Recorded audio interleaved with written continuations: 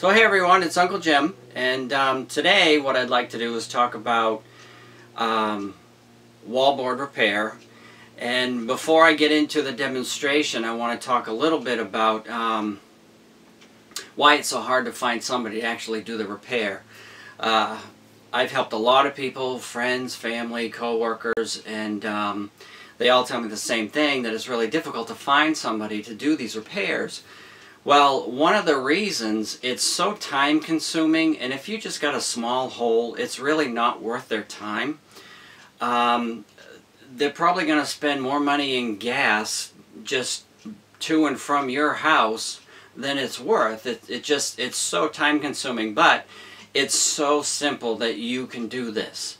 So we're going to touch on some different types of repairs, and hopefully I'll answer any questions you may have.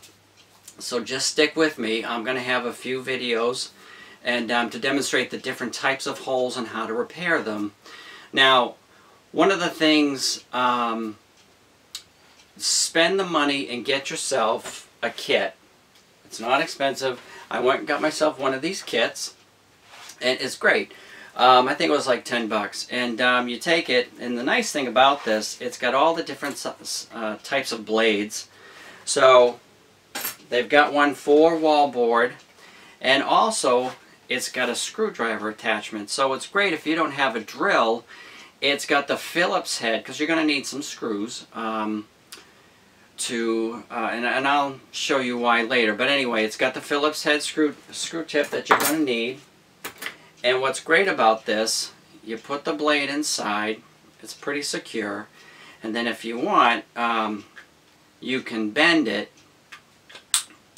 Well, actually, it'd help if I put it in right.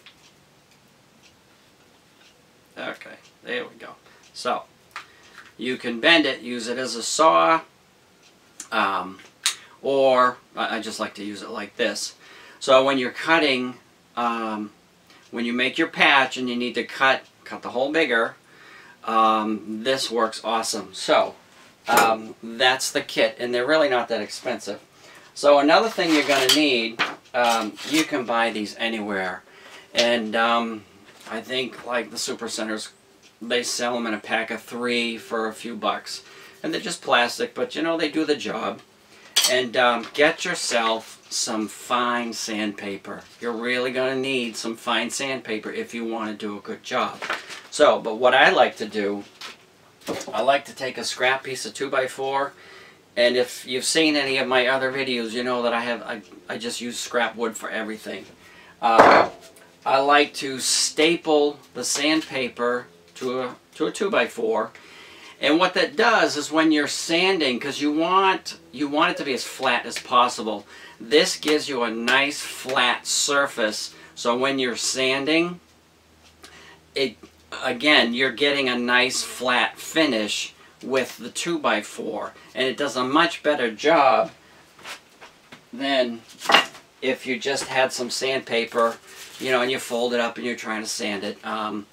So really, if you can find a piece of scrap wood from somebody, it's really worth the time and the effort to do that.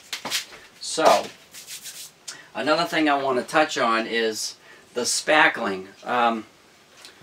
Don't buy more than what you need, because honestly, it just dries up on you.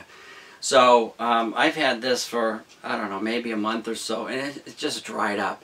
So there's no sense buying a huge tub full of spackling if you're not going to need it. And honestly, you don't really need all that much. And the next few videos I show you, you're really not going to need all that much to do the repair. So generally what I like to do is I like to buy the spackling and keep it in one of these airtight containers. It keeps it moist, which is exactly what you want, and you don't have to worry about it. And quite frankly, these lids are a little difficult to get on, and so instead of fighting with that, just stick it inside one of these containers. So with that said, let's get started. So I'll see you in the next video.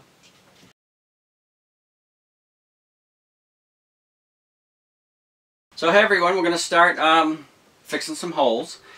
And one of the most common types of holes, and who knows, maybe you was trying to hang a picture and the hammer went through the wall or whatever. So anyway, you end up with a hole that looks similar to this. So don't fret, it's actually quite simple to fix. So you can either use the saw like I explained before, little wallboard saw, or if you're an apartment dweller and you don't want to spend a lot of money on this type of stuff, you can use a steak knife. It may not do the best job, but it will do the job. So with that said, let's get started. So I've got my hole, and the best way to handle this is get yourself a tin can. I use tuna fish cans, and this is what's going to help you repair the hole. Now, don't use the flip tops because they bend, and when they warp, it's really hard to get it flat, and you really need a flat surface. So what we're going to do is we're going to take the tin can, and you're just going to take a hammer and a nail, and like a finishing nail, something small. You don't want the hole too big, and I'll show you that. I'll show you a picture of that. So now that you've seen the picture, you're just going to punch a hole through and make your knot, and then this is what's going to help you repair the hole. So now you're ready. What we're going to do, we're going to measure. So here, here. So now what I need to do, and I'm going to use the steak knife just to demonstrate that it does work. We're going to make a cut.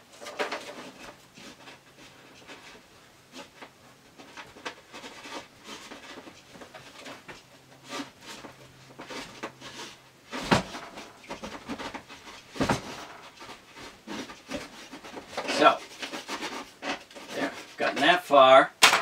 Or, which works a lot better, obviously, use your wallboard knife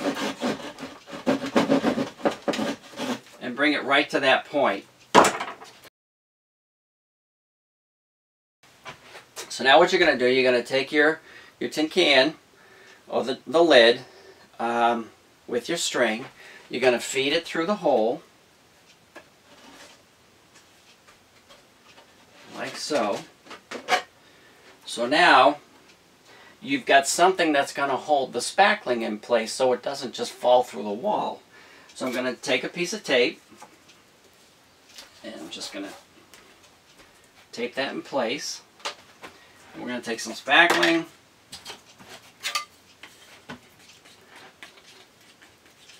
and I'm going to move over here. So take your spackling, fill the hole.